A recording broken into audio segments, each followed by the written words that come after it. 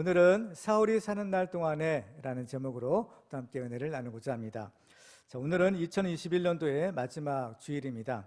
1년에는 52주가 있는데요. 오늘은 그 마지막 주일로 이렇게 예배를 드리고 있습니다.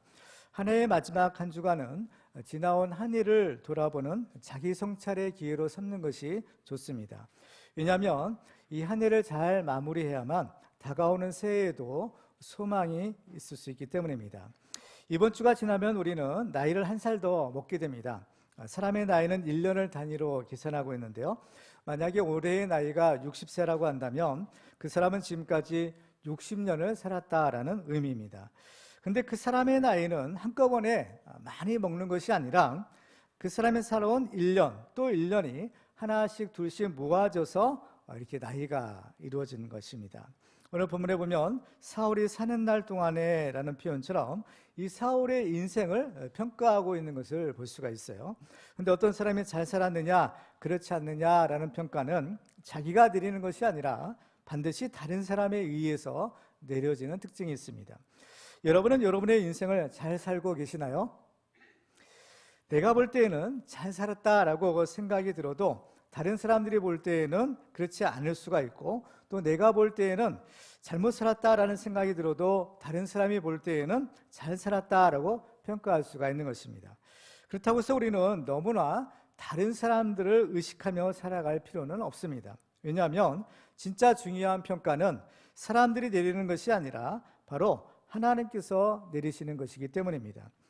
만물의 창조주이시자 심판주가 되시는 하나님 앞에서 인정받고 그 하나님으로부터 칭찬을 받는 사람이 바로 한 번밖에 없는 우리 인생을 잘 살았다라고 인정받는 인생이 될 수 있을 것입니다. 오늘 말씀을 통해서 우리는 우리의 인생을 잘 살 수 있는 비결을 발견하고 우리의 남은 인생을 가장 의미 있고 또 보람 있는 삶을 사는 축복의 주인공들이 되시기를 주님의 이름으로 축원합니다. 자, 우리의 인생을 하나님 앞에서 잘 살기 위해서 오늘 본문을 중심으로 우리는 세 가지 주제를 우리가 살펴볼 텐데요. 첫 번째로는 믿음의 선한 싸움을 싸워서 승리해야 합니다. 오늘 본문을 보면 이 사울의 업적을 소개할 때 먼저 전쟁에서 승리한 일들을 기록하고 있는 것을 보게 됩니다. 오늘 본문 47절과 48절을 보시겠습니다. 사울이 이스라엘 왕위에 오른 후에 사방에 있는 모든 대적 그 모압과 암몬 자손과 에돔과 소바의 왕들과 블레셋 사람들을 쳤는데 향하는 곳마다 이겼고 용감하게 아말렉 사람들을 치고 이스라엘을 그 약탈하는 자들의 손에서 건졌더라. 사울은 일평생 많은 전쟁을 치렀는데요. 마지막 전쟁인 블레셋과의 전쟁을 제외하면 그가 싸웠던 모든 전쟁에서 다 승리를 거두게 됩니다. 그래서 사울은 이스라엘을 그 대적의 손에서 구원했다라고 성경은 기록하고 있는 것이에요. 사울은 그야말로 나라를 구한 바로 영웅이었던 것입니다. 이 정도의 업적이라면 사울은 분명히 싸움을 아주 잘했던 왕, 아주 나라를 구한 훌륭한 임금이라고 평가를 받을 만하다라고 볼 수 있을 것입니다. 근데 사울은 겉으로 보이는 이 싸움에서는 승리를 거두었을지 모르지만 이 영적인 싸움에서는 패배한 사람이었습니다. 오늘 본 47절 앞부분을 보면 사울이 이스라엘 왕위에 오른 후에라고 기록하고 있어요. 여기서 보면 왕위에 오른다라는 그러한 단어를 사용하고 있는데, 오르다라는 말의 히브리어 단어를 보면 라카드라는 그 원어를 사용하고 있습니다. 이 단어의 뜻은 어떤 것을 취하다, 붙잡다, 획득하다, 또 굳히다라는 그런 의미를 가지고 있는 단어입니다. 그래서 사울이 왕위에 오른 후에라는 말을 지역해 보면 그리고 사울이 이스라엘의 왕권을 획득했다라는 그러한 의미가 됩니다. 그런데 여기서 이 오르다, 취하다라는 뜻을 가진 이 라카드라는 동사의 문법적인 형태가 바로 능동태형을 사용하고 있는 것을 보게 됩니다. 그런데 이 단어는요, 주로 능동태형으로는 잘 사용되지 않고 주로 수동태형으로 많이 성경에서 사용됩니다. 특별히 이 단어가 수동태형으로 사용될 때는 바로 하나님에 의해서 선택을 받다, 이러한 뜻으로 사용되는 단어입니다. 그래서 이 수동태로 이 동사가 쓰이면 하나님에 의한 택함을 받는 것을 의미하는 것인데, 지금은 오늘 본문에서는 이 동사가 능동태로 사용되고 있는 것입니다. 이것은 무엇을 의미하는가 하면 바로 이것은 하나님에 의해서가 아니라 사울 자신이 주체가 되어서 스스로 이스라엘의 왕권을 획득했다라는 그러한 의미라고 볼 수 있는 것입니다. 그러니까 사울은 이 왕으로서 하나님을 의지하는 것이 아니라 스스로 인간적인 방법을 동원해서 그 왕권을 유지하려고 했던 것을 볼 수가 있는 것입니다. 그래서 그 증거로서 오늘 보면 마지막 52절에 보면 이렇게 성경은 기록하고 있어요. 사울이 사는 날 동안에 블레셋 사람과 큰 싸움이 있었으므로 사울이 힘센 사람이나 용감한 사람을 보면 그들을 불러 모았더라 라고 하고 있어요. 사울이 힘센 사람 또 용감한 사람을 보면 그들을 불러 모았다라는 겁니다. 이 불러 모았다라는 말에 또 이제 문법적인 의미를 보면 어떤 계속이라는 그런 뜻을 가지고 있는 단어예요. 그래서 사울이 사람들을 불러 모으는 것은 어떤 일시적인 단기간의 기간 동안에만 있는 것이 아니라 이것을 계속해서 찾고 또 찾았다라는 그런 뜻이 있는 겁니다. 이것은 사울이 계속해서 이제 블레셋과 싸워야만 되는 상황에서 너무나 당연한 것처럼 보이지만, 그렇지만 이 사울은 누구냐? 바로 이스라엘의 왕인 겁니다. 그래서 이스라엘의 왕은 바로 세상의 어떤 군사력이나 세상의 힘을 의지하는 것이 아니라 오직 하나님을 의지해야 되는 사람이었던 겁니다. 근데 사울은 바로 힘센 사람 또 능력 있는 사람만 보면 그들을 불러 모으는 일, 군사력을 강화하는 그러한 일들을 평생 했다는 겁니다. 사울의 이러한 모습은 사실 이 성경의 주제와는 잘 맞지 않는 부분입니다. 바로 요나단이 이제 블레셋과 싸우러 갈 때 여호와의 구원은 사람의 많고 적음에 달려있지 않다라는 그러한 말을 했죠. 왜냐하면 이 전쟁은 여호와께 속한 것이기 때문입니다. 그렇지만 이 사울의 모습은 하나님을 의지하기보다는 눈에 보이는 세상의 어떤 그런 군사력이나 또 이러한 힘을 의지했던 것을 볼 수가 있는 것이죠. 따라서 사울이 싸운 전쟁은 바로 영적 전쟁이 아닌 바로 혈과 육의 인간적인 싸움을 싸웠다라는 사실을 알게 됩니다. 근데 성경은 우리에게 가르쳐 주기를 우리가 싸워야 될 씨름은 바로 혈과 육의 싸움이 아닌 영적인 싸움을 싸워야 한다라고 말씀합니다. 에베소 6장 12절을 보면 우리의 씨름은 혈과 육을 상대하는 것이 아니요 통치자들과 권세들과 이 어둠의 세상 주관자들과 하늘에 있는 악의 영들을 상대함이라 라고 했어요. 이 악의 영들과의 싸움, 이게 영적인 이제 전쟁인데요. 우리가 이 영적인 싸움을 해야 되는 이유는 우리가 이 혈과 육으로 싸우는 이 전쟁에서는 우리가 이길 수 있어요. 그렇지만은 문제는 바로 이 혈과 육의 싸움에서 이긴다 하더라도 영적 전쟁에서는 패배할 수 있는 가능성이 있기 때문인 겁니다. 오늘 본문에 기록된 사울이 바로 그 대표적인 예라고 볼 수가 있어요. 자, 오늘 47절을 다시 한번 볼까요? 사울이 이스라엘 왕위에 오른 후에 사방에 있는 모든 대적, 그 모압과 암몬 자손과 에돔과 소바의 왕들과 블레셋 사람들을 쳤는데 향하는 곳마다 이겼고라고 했습니다.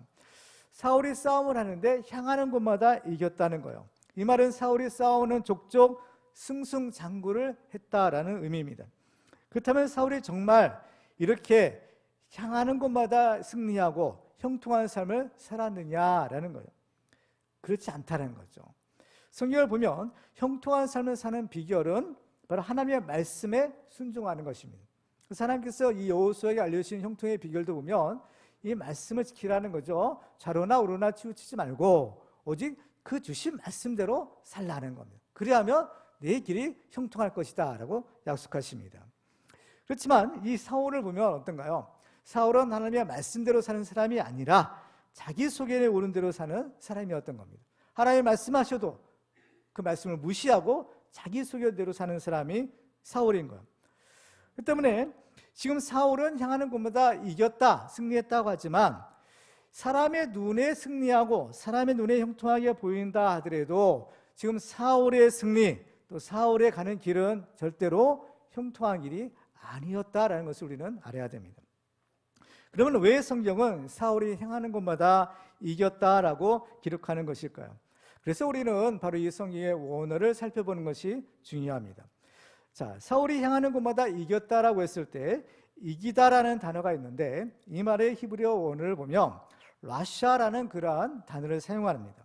근데 이 단어는 동시에 두 가지 의미를 가지고 있는 단어라고요. 첫 번째로는 악을 저지르다 또는 죄를 짓다라는 그런 뜻인 거예요. 그리고 또 한 가지는 죄인으로 정죄하다라는 그 뜻이 바로 이 단어에 담긴 의미라고 합니다. 특별히 이제 이 단어를 중심으로 하면 이 문장을 두 가지로 우리가 해석해 볼 수가 있는데, 첫 번째로는 사울이 향하는 곳마다 이었다라는 것은 바로 그가 향하는 모든 것에 대하여 죄를 범했다라는 그런 의미가 있다는 거예요. 그러니까 사울이 전쟁에서는 승리를 거두었지만 바로 그 전쟁 가운데 그가 악을 행하였다, 죄를 범하였다라는 것을 의미하는 겁니다. 실제로 사울을 보면요, 이제 이 아말렉 족속과의 싸움에서 사울은 이 전쟁에서 큰 승리를 거두게 됩니다. 그렇지만 그 승리하는 전쟁의 한 가운데 사울은 하나님께 죄를 범하는 거죠. 하나님의 말씀을 불순종하고, 그렇죠? 진멸하라라는 그 말씀을 어기고 그 좋은 것들은 다 살려서 오는 그런 죄를 범하는 겁니다. 겉으로는 승리예요. 그런데 속으로는 어때요? 거기에 죄가 있었다는 겁니다. 그리고 또 이 단어의 의미를 또 한 가지 의미로 우리가 해석해 보면 그가 벌을 내렸다, 그가 응징했다라는 겁니다. 그러니까 사울이 향하는 곳마다 이겼다라는 것은 바로 그가 벌을 내렸다, 그가 응징했다라는 단어예요. 그 뜻을 가지고 있어요. 근데 이것은 무슨 의미냐? 이것은 지금 사울이 승리를 거두었지만, 전쟁의 승리를 거두었지만 그 승리의 영광은 사울에게 돌리지 않고 있다라는 겁니다. 왜? 이 승리는 사울이 거둔 것이 아니기 때문인 거예요. 왜냐하면 바로 보세요. 그가 벌을 내리고 응징하는 행위, 이것은 사람이 하는 것이 아니라 하나님만이 할 수 있는 겁니다. 그러니까 이것이 죄인으로 정죄하다라는 뜻으로 쓰일 때는 일단 재판 장면을 연상해 보시면 돼요. 재판이 열릴 때 판사가 어떤 죄인에게 어떤 형벌을 내릴 때, 선고할 때 이 단어를 쓰는 겁니다.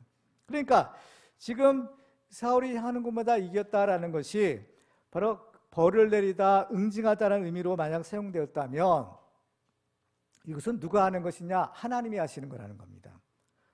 그러면 왜 사울은 사울에 대해서 향하는 것마다 이겼다라고 하는 것일까? 그것은 지금 겉으로 드러나는 거예요. 그렇죠? 하나님의 예를 들면 어떤 징계로서 어떤 전쟁이 일어날 수가 있는데 그 징계의 도구로 지금 사울이 사용된 거예요. 근데 겉으로 보면 사울이 이기고 사울이 응징하는 것처럼 보이지만 그 속에는 사실 누가 하시는 거예요? 하나님이 하시는 것이다라는 겁니다.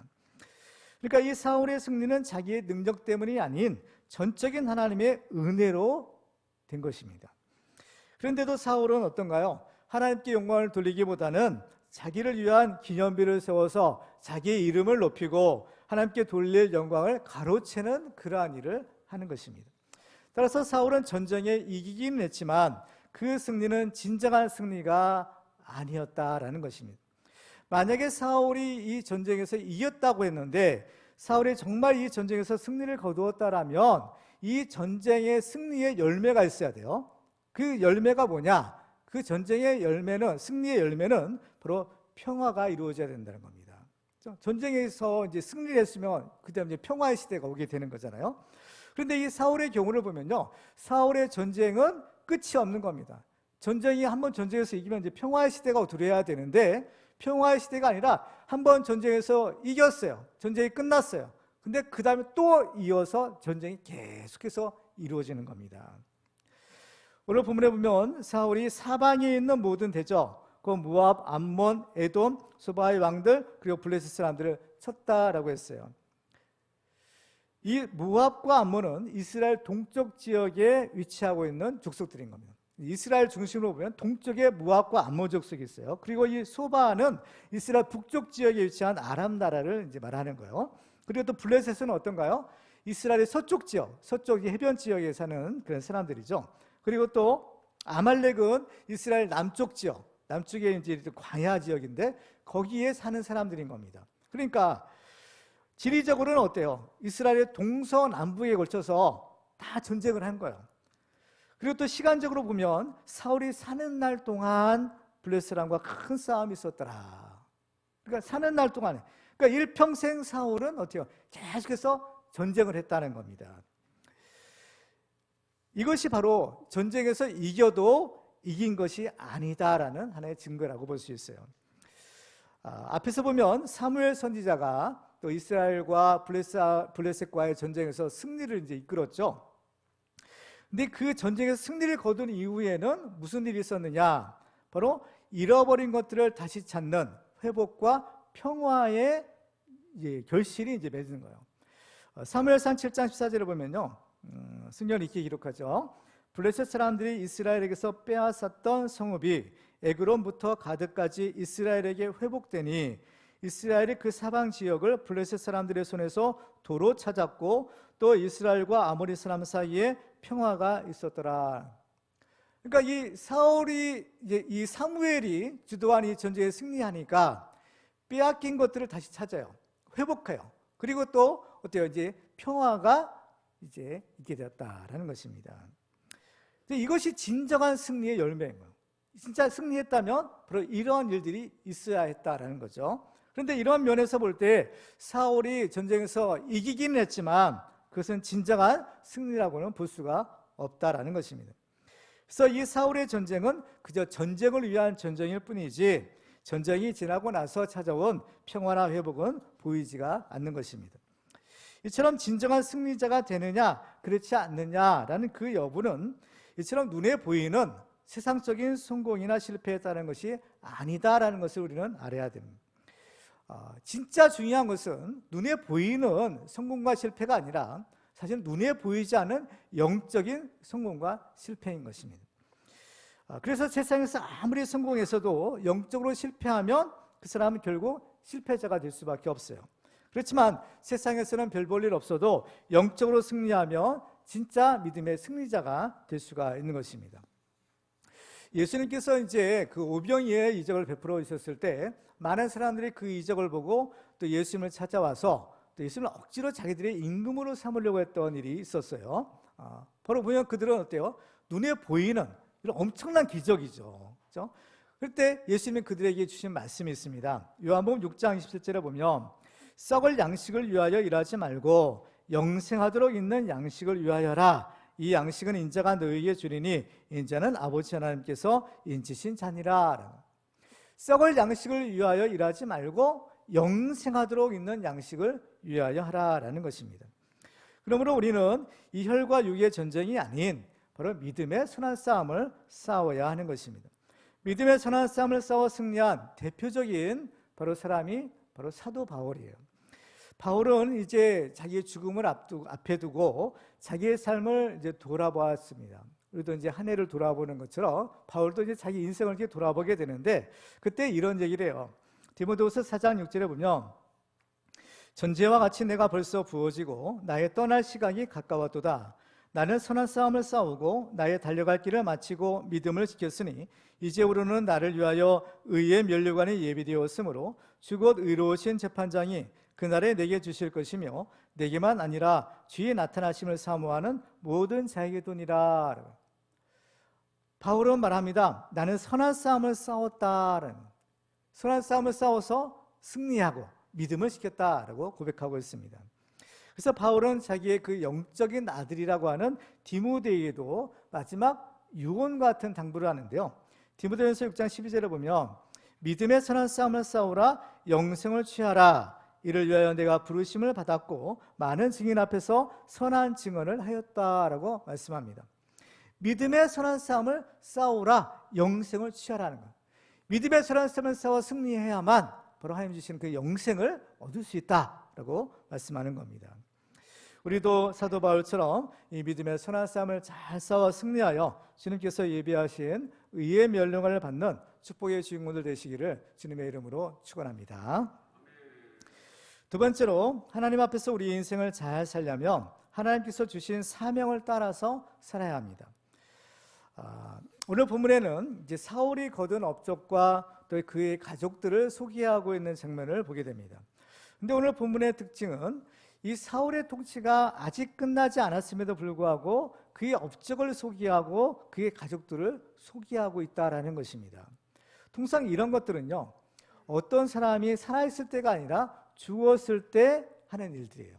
그래서 예를 들면 장례식장에서 보면 어떤 고인의 이제 양력을 소개하잖아요. 고인이 이렇게 어떻게 살았는지, 고인은 뭘 했는지 이런 양력을 소개하는 그러한 장면이 있는 것처럼 성경에 보면 어떤 한 사람이 이제 돌아가셨을 때 그 사람에 대해서 이렇게 소개하고 평가하는 그러한 부분들이 있어요.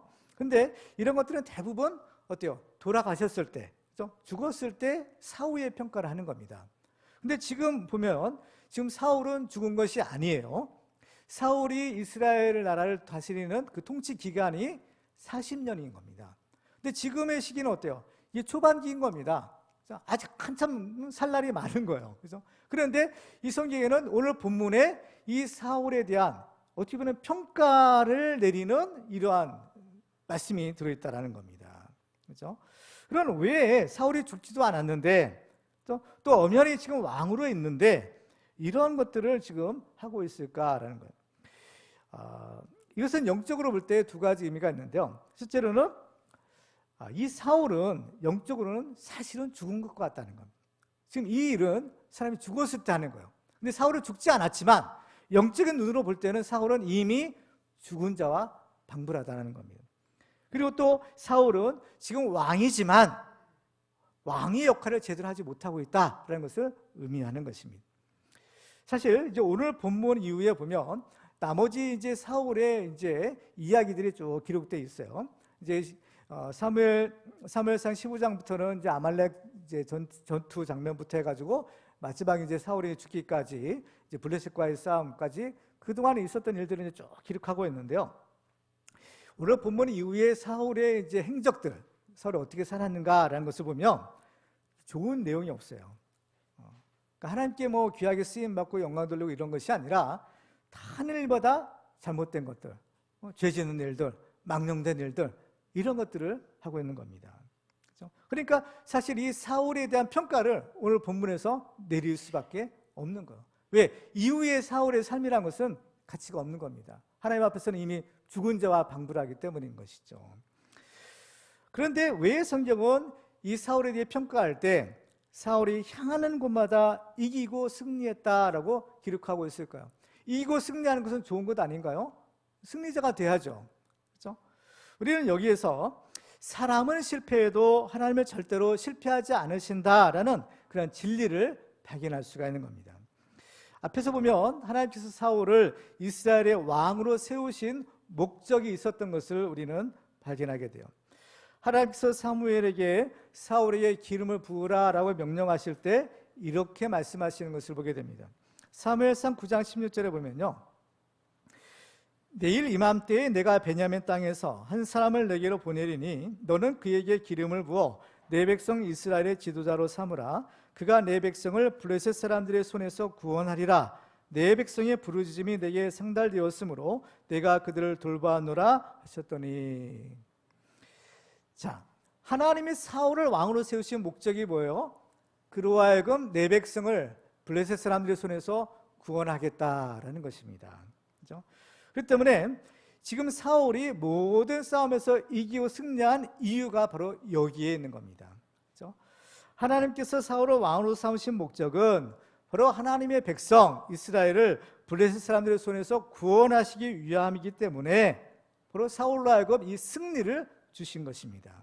그렇기 때문에 이 사울의 승리를 거둔 것은 사울의 능력 때문이 아닌 전적인 하나님의 은혜로 인한 것입니다. 우리는 여기에서도 하나님께서 심지어 버리신 자, 바로 하나님께서 하나님과 상관이 없는 자라 할지라도 때로는 하나님의 어떤 특별한 목적을 이루기 위해서 이 세상에서는 큰 성공을 거둘 수도 있다라는 사실을 우리는 발견하게 되는 겁니다. 분명히 하나님과 상관이 없어요. 심지어 하나님께 버림을 당했어요. 그럼에도 불구하고 이 세상에서는 승승장구하고 하나님보다 잘 될 수도 있다라는 겁니다. 오늘 보면 48절 말씀을 보면 이렇게 기록합니다. 용감하게 아말렉 사람들을 치고 이스라엘을 그 약탈하는 자들의 손에서 건졌더라라고 했어요.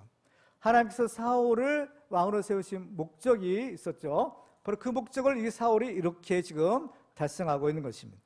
성경에 보면 사울이 용감하게 아말렉을 쳤다라고 기록합니다. 여기서 용감하게라는 단어는 아주 여기서는 특별한 의미를 가지고 있는 단어인데요. 사울이 여러 번의 전쟁을 치렀다고 했어요. 그런데 많은 전쟁 가운데 오직 이 아말렉과의 전쟁에서만 용감하게라는 단어를 사용하고 있는 것입니다. 이것은 사울이 다른 전쟁에 비해서 이 아말렉과의 싸움에 아주 전심전력했다, 온 힘을 다했다라는 것을 의미하는 겁니다. 근데 문제는 사울이 이렇게 용감하고 열심을 싸웠지만 과연 그 결과가 어땠느냐라는 것입니다. 사울은 아이러니하게도 이 아말렉과의 전쟁에서 하나님께 결정적인 버림을 당하게 돼요. 사울은 이렇게 용감하게 열심히 최선을 다해 싸웠지만 그 전쟁에서 오히려 하나님께 버림을 당하는 결과를 당한다는 겁니다. 그러니까 이 사울의 열심은 어때요? 그저 인간적인 열심으로 끝나게 된 것입니다. 그러니까 그 결과가 좋지 않은 거죠. 분명히 성경은 말씀하죠. 사울은 이스라엘을 그 약탈하는 자들의 손에서 건졌더라라고 했어요. 이스라엘을 그 약탈하는 자들의 손에서 건졌다. 이건 뭐 구원했다는 겁니다. 그러니까 이 말은요, 이건 두 가지 의미를 우리가 여기서 발견할 수 있는 거예요. 뭐냐면 겉으로 피상적으로 보이는 문자 그대로 이스라엘을 어때요? 그 약탈하는 자들의 손에서 구원해낸 것입니다. 이건 긍정적인 거예요. 그렇지만은 이 문장 가운데는요, 우리가 깊이 생각해 봐야 될 또 한 가지 의미가 있다는 겁니다. 그건 무엇인가 하면 이건 부정적인 거예요. 지금 이스라엘을 그 약탈하는 자들의 손에서 건졌다라고 했는데 이 표현은요, 사사시대에 바로 사사들에 대한 말씀인 겁니다. 사사시대는 어떤 시대요? 왕이 없던 시대요. 사사기서 2장 16절에 보면 여호와께서 사사들을 세우사 노력자의 손에서 그들을 구원하게 하셨으나 라고 했어요. 노력자의 손에서 그들을 구원하게 하셨다. 사사들이 바로 이 구원자 역할을 한 겁니다. 그러니까 지금 이 표현은 긍정적으로는 이스라엘 구원해낸 거예요. 근데 이 이면에는 지금 이 사울이 과연 왕이냐라는 겁니다. 지금 사울은 명목상은 왕이에요. 그렇지만 사울은 어때요? 사실은 왕이 될 수 없는, 하나님께 인정받지 못하는 왕인 거예요. 왜? 지금은 어때요? 이 표현에 의하면 지금 시대는 왕정 시대가 아니라 사사 시대와 방불하기 때문인 겁니다. 사사 시대의 사사를 통해서 하나님께서 이렇게 구원하신 거지, 지금 왕정 시대 이 사울이 왕으로서 이스라엘 구원한 것은 아니다라는 겁니다. 이러한 점에서 보면 사울이 이스라엘을 그 약탈자의 손에서 건졌다라는 것은 참으로 역설적인 표현이 아닐 수가 없는 겁니다. 왜냐하면 사울은 이스라엘을 건져냈지만 정작 자기 자신은 하나님으로부터 버림을 당했기 때문인 거죠. 나라는 구했어요. 그렇지만 자기 자신은 버림을 당했다는 겁니다. 그래서 사도 바울이 고린도서 9장에서 이렇게 말합니다. 내가 내 몸을 쳐 복종하게 함은 내가 남에게 전파한 후에 자신이 도리어 버림을 당할까 두려워함이로다. 바울이 복음을 전합니다. 생명의 복음을 전해서 사람들을 구원해요.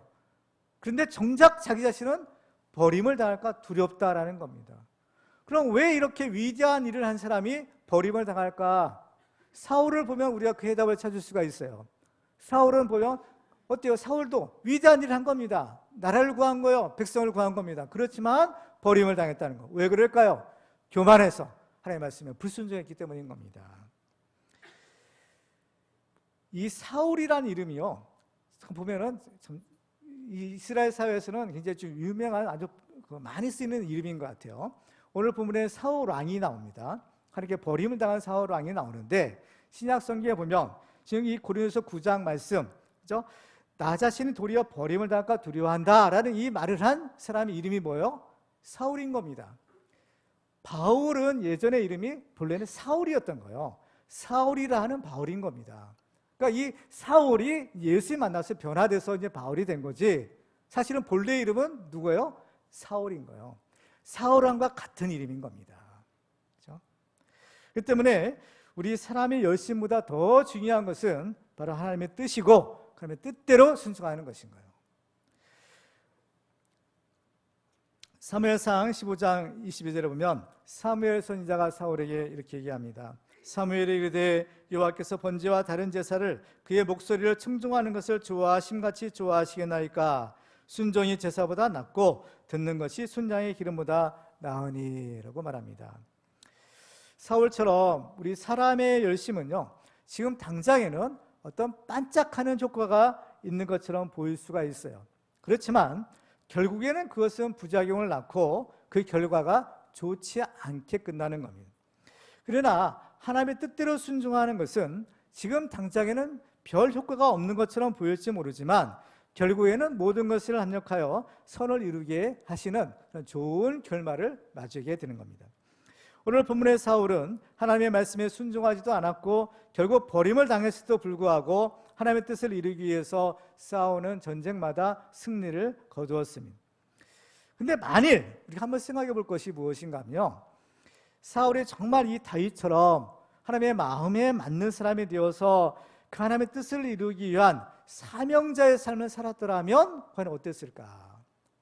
사울은 버림당한 사람입니다. 하나님과 상관없는 사람이에요. 그럼에도 불구하고 하나님께서 사울을 통해서 위대한 일을 하신 거예요.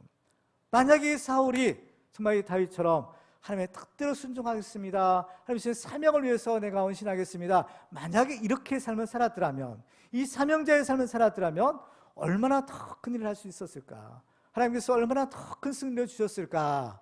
우리는 쉽게 생각해 볼 수 있는 것입니다. 사도 바울은 예루살렘으로 복음을 전하러 갈 때 이런 얘기를 한 적이 있어요. 사도행전 20장 22절에 보면, 보라 이제 나는 성령에 매어 예루살렘으로 가는데 거기서 무슨 일을 당할는지 알지 못하노라.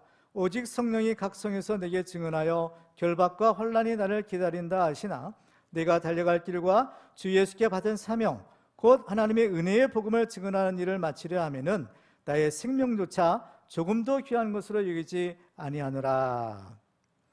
이 하나님의 은혜의 복음, 생명의 복음을 전하는 일, 하나님께서 나에게 맡기신 그 사명을 위해서라면 나는 죽어도 좋다는 겁니다. 나의 생명조차 조금 더 귀한 것으로 여기지 않는다라는 거예요. 이것이 바로 사명자로서의 바울의 모습이었던 겁니다. 맡은 자에게 구할 것은 충성이라고 하셨고 또 죽도록 충성하라 하신 거예요. 그러면 내가 생명의 관을 주겠다라고 주님이 약속하십니다. 그래서 이 성경을 보면 예수님도, 우리가 어제가 이제 예수님 탄생일이었잖아요. 성탄절이었는데 예수님도 사명자의 삶을 사시는 겁니다. 하나님께서 주신 그 사명을 위해 오셨고 그 사명을 위해 사셨고 그 사명을 위해 죽으신 거예요. 그래서 예수님께서 그 모든 사명을 다 마치시고 십자가에서 운명하실 때 다 이루었다라는 그런 위대한 승리의 선언을 하실 수가 있었던 겁니다. 우리도 예수님처럼 또 사도 바울처럼 하나님께서 주신 그 사명을 감당하는데 정말 죽도록 충성함으로 생명의 멸류관을 받는 축복의 주공들이 다 되시기를 주님의 이름으로 축원합니다. 마지막으로 우리가 하나님 앞에서 우리 인생을 잘 살기 위해서는 전도에서 믿음의 계보를 이어나가야 합니다. 오늘 본문에는 이 사울의 가족들이 소개되고 있는데요, 49절 말씀을 보시겠습니다.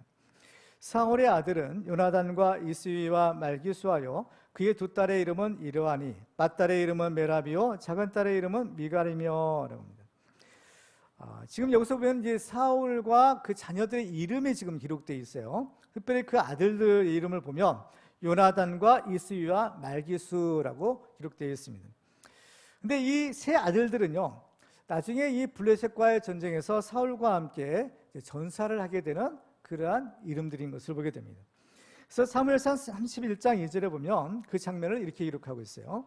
블레셋 사람들이 사울과 그의 아들들을 추격하여 사울의 아들 요나단과 아비나답과 말기수아를 죽이니라.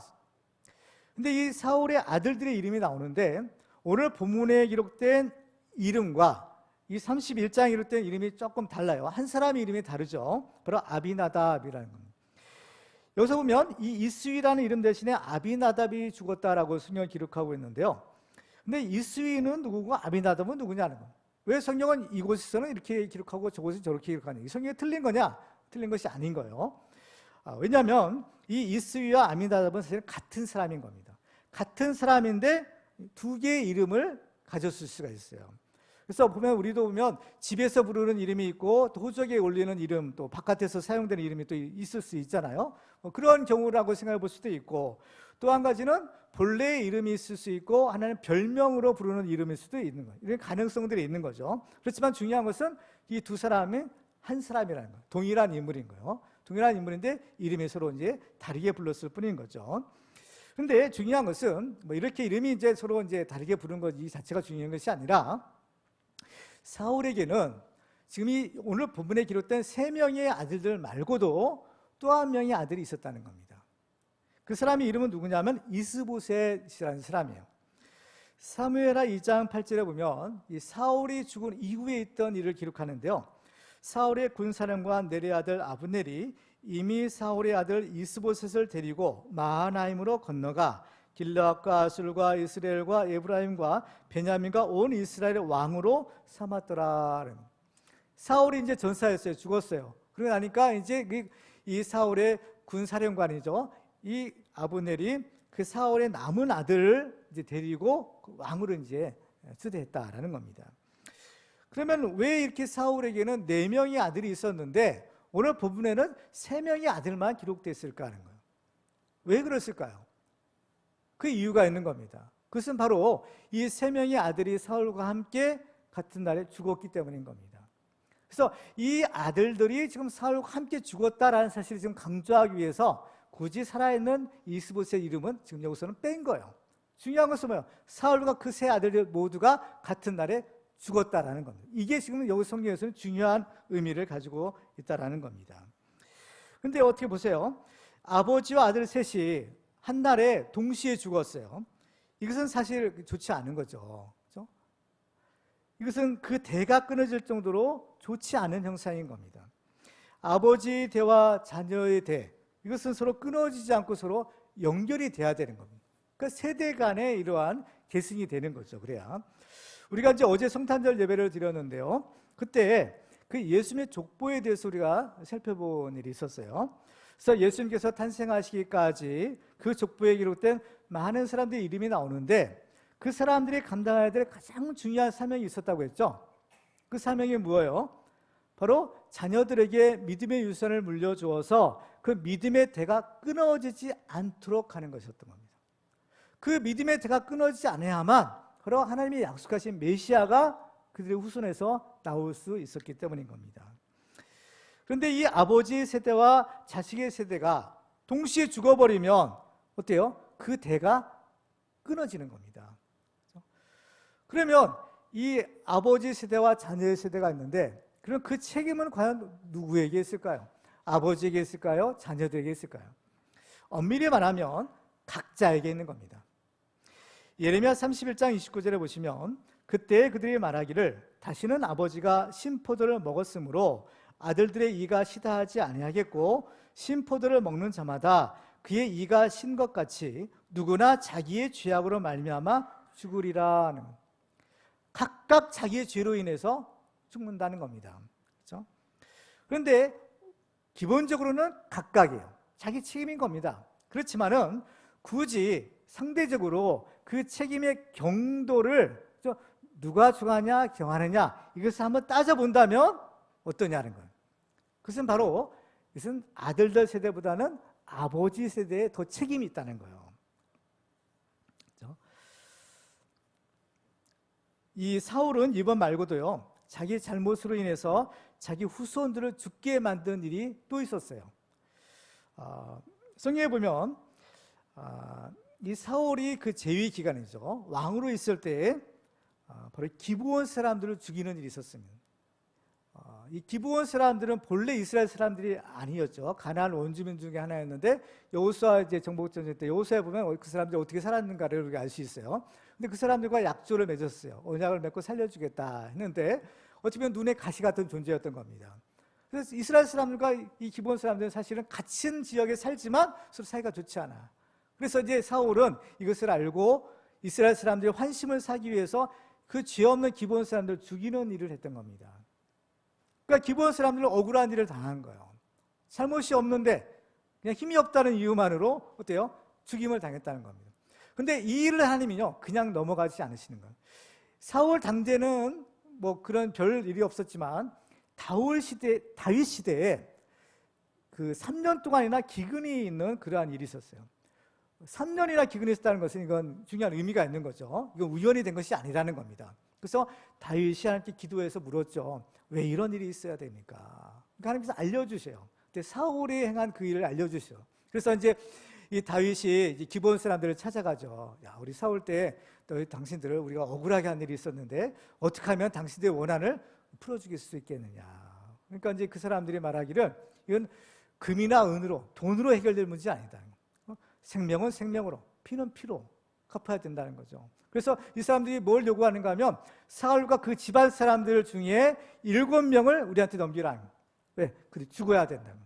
죽어야만 우리의 원한이 풀어지겠다. 그래서 결국에는 이 사울의 후손들 중에 7명이 추려져서 그 기브아 사람들에게 넘겨서 죽임을 당하는 일이 있었던 겁니다. 누구 때문인 거예요?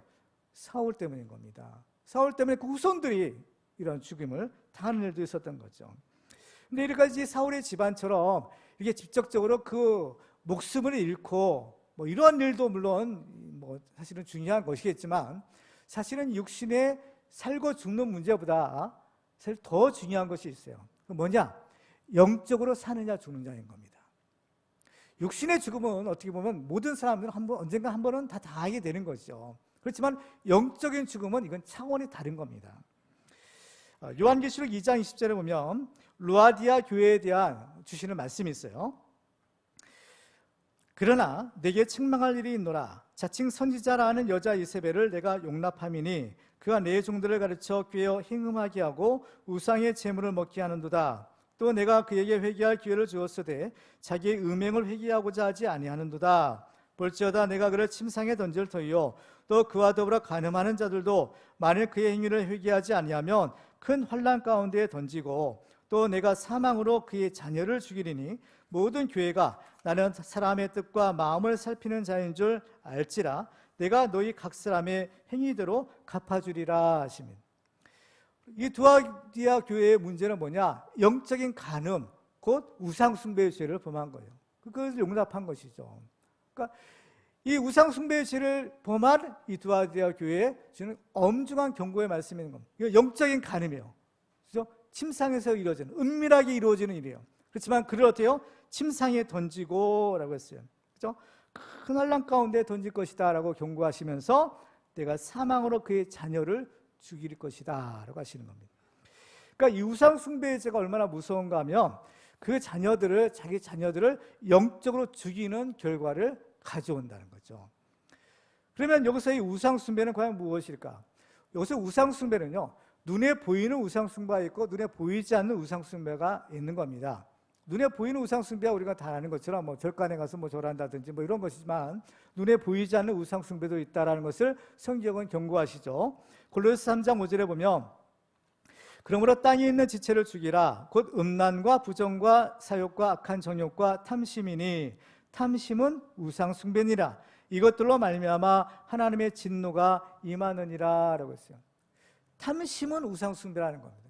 이 욕심에서, 그죠? 이 지나친 욕심에서 나오는 것들이 다 죄요, 또 우상숭배와 같은 죄라는 겁니다. 그래서 이 육체의 욕심, 정욕을 따라서 음행의 결과로 자녀를 낳지만 그러나 그 자녀는 자기 것이 되지 못하고 결국에는 죽고 만다라는 의미가 될 수 있겠어요. 그 때문에 이것을 굳이 육신에 살고 죽는 문제가 아니라 영적인 눈으로 보면 이것이 좀 이해가 될 수 있는 겁니다.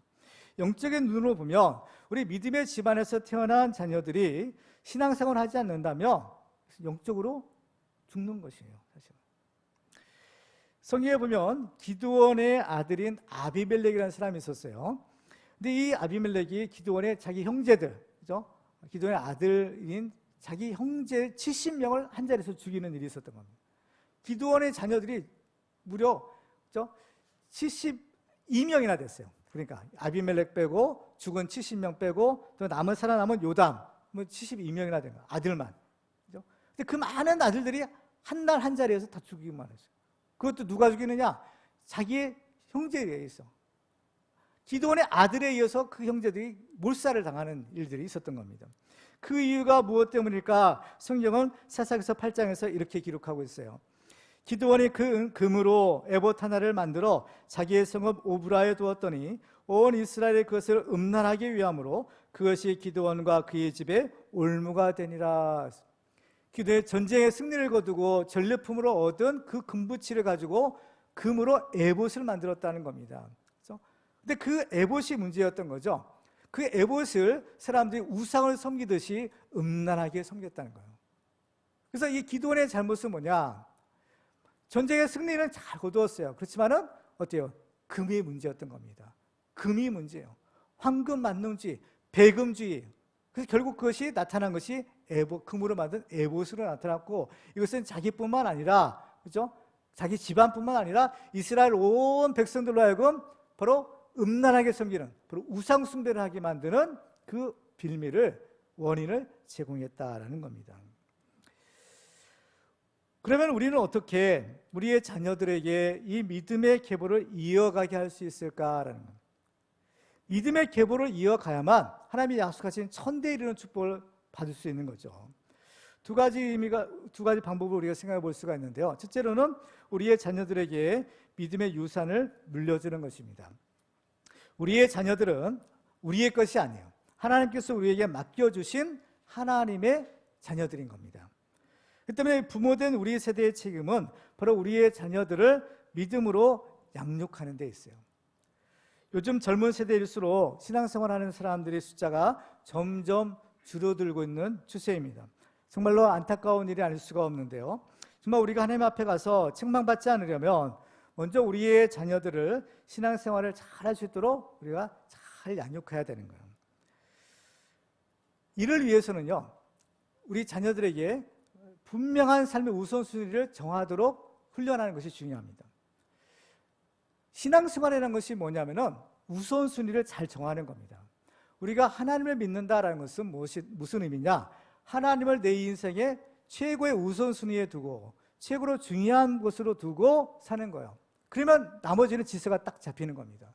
문제는 이것이 뒤바뀔 때 바로 그것이 우상이 되는 겁니다. 그렇죠? 하나님 제일주의로, 하나님 중심주의로, 하나님 제일주의로 살도록 자녀들을 양육하면 문제가 없어요. 이것이 이제 문제인 거죠. 두 번째로는 우리는 전도에서 영적인 자녀를 낳아야 됩니다. 사도 바울은 제가 전도에서 낳은 사람들, 전도에서 예수를 믿는 사람들을 가리켜 아들이라고 부르는 것을 보게 돼요. 여러 군데에서 찾아볼 수 있는데 빌레몬서 1장 10절에 보면 갇힌 중에 낳은 아들 오네시모를 위하여 내게 간구하노라 라고 했어요. 바울이 감옥에 갇혔을 때 전도에서 이 오네시모가 예수를 믿게 되었는데 그 사람을 가리켜 갇힌 중에 낳은 아들이다 라고 부르고 있어요. 이 아들은 육신의 아들이 아니라 영적인 아들이겠죠. 영적인 아들 중에서 바울이 정말로 사랑했던 아들이 있는데 그 아들이 디모데인 겁니다. 디모데서 1장 2절에 보면 믿음 안에서 참 아들 된 디모데에게 편지하노니 라고 했어요. 이건 아들 중에서도 어때요? 참 아들이라는 거예요. 그냥 이 바울이 얼마나 이 디모데를 아꼈는지 바로 디모데를 아들이다, 참 아들이다 하는 거예요. 근데 앞에 나오는 말이 뭐예요? 믿음 안에서라는 거예요. 어떻게 바울과 디모데는 피 한 방울 섞이지 않았는데 아버지와 아들이 될 수 있을까? 믿음 안에서라는 겁니다. 그렇죠? 믿음 안에서.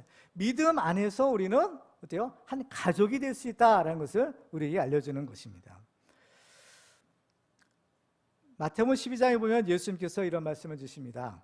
누가 내 어머니이며 내 동생들이냐 아시고 손을 내밀어 제자들을 가리켜 이르시되 나의 어머니와 나의 동생들을 보라. 누구든지 하늘에 계신 내 아버지의 뜻대로 하는 자가 내 형제요 자매요 어머니이니라 하시더라. 물론 육신의 가족도 가족이지만 진짜 가족이 있다는 거예요. 우리 믿는 사람들에게서는 그 진짜 가족은 누구냐? 바로 예수를 믿고 하나님의 자녀가 된 우리 성도들이 진짜 가족이라는 거예요. 육신의 가족은 어때요? 중요합니다. 근데 어때요? 이 세상에서만이에요. 그렇지만 영적인 가족은요, 이 세상뿐만 아니라 우리가 앞으로 영원한 하나님 나라에서까지 계속되는 진짜 가족인 겁니다. 그래서 바울이 디모데를 가르쳐 참 아들이라고 부르는 겁니다. 진짜 가족이라는 거예요. 진짜 자녀라는 거죠. 예수를 믿음으로 우리는 바로 이 은혜를 얻을 수 있는 거죠. 요한복음 1장 12절에 보면 영접하는 자 곧 그 이름을 믿는 자들에게는 하나님의 자녀가 되는 권세를 주셨으니 이는 혈통으로나 육정으로나 사람의 뜻으로 나지 아니하고 오직 하나님께로부터 난 자들이니라 하는 거예요. 하나님으로부터 난 자들, 하나님의 자녀라는 거예요. 무엇으로요? 예수를 믿음으로 하는 거예요. 예수를 믿을 때 우리는 거듭난 하나님의 자녀가 되는 겁니다. 그래서 저도 하나님의 자녀예요. 여러분도 하나님의 자녀이기 때문에 같은 하나님의 아버지라 부르는 우리는 예수 안에 믿음 안에서 한 형제, 자매요, 한 가족이다라는 것입니다. 사실 가족이라는 개념은요, 혈연 관계예요. 피는 물보다 더 진하다라는 그런 말이 있잖아요. 사실인 거예요. 우리가 가족이 될 수 있는 것은 피가 있었기 때문인 겁니다. 우리가 바로 이 부모님부터 그 피를 물려받은 것처럼 바로 우리들도 바로 예수의 피 때문에 예수의 피로 죄사함 받고 우리가 거듭났기에 바로 우리는 하나님의 자녀가 되었고, 그래서 우리는 남이 아니라 한 피 바다 한 몸 이룬 하나님의 가족이요 자녀들이다라는 사실인 겁니다. 그래서 바울은 자기의 동역자들에 대해서 이렇게 소개하는 것을 보게 돼요. 로마서 16장 3절과 4절 보시면 너희는 그리스도 예수 안에서 나의 동역자들인 브리스가와 아굴라에게 문안하라. 그들은 내 목숨을 위하여 자기들의 목까지도 내놓았나니 나뿐 아니라 이방인의 모든 교회도 그들에게 감사하느니라. 바울의 믿음의 동역자, 바울의 믿음의 형제들, 브리스가 아굴라에게 문안하라라는 것. 이 사람들은 바로 바울을 위하여, 바울의 목숨을 위하여 자기의 목까지도 내어놓았다라는 겁니다. 어떻게 형제지간에도 이건 하기 힘든 일인데 바울과 사실은 피 한 방울 섞이지 않는 그 브리스가 아굴라가 바울을 위하여 자기 목까지 내어놓을 수 있겠어요? 이것은 한 가족이 아니면 될 수가 없는 겁니다. 진짜 그야말로 참 하나님의 가족이 아니면 있을 수 없는 일이에요. 그렇지만 이들은 어때요? 예수 안에서 믿음으로 진짜 가족이 되었기에 하나님의 복음을 위하여 일하는 이 바울을 위하여 자기의 목까지도 내어놓을 정도로 그러한 헌신을 할 수가 있었던 겁니다.